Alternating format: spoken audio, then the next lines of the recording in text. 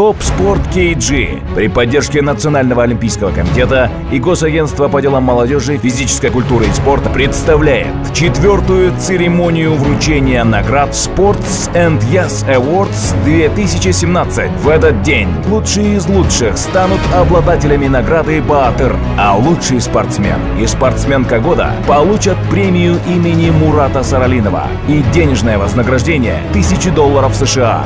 Церемония награждения состоится в Бишкеке 20 января в 17:00 в Кыргызской национальной филармонии имени Токтогула Сатылганова. Вечер будет сопровождаться шоу-программой.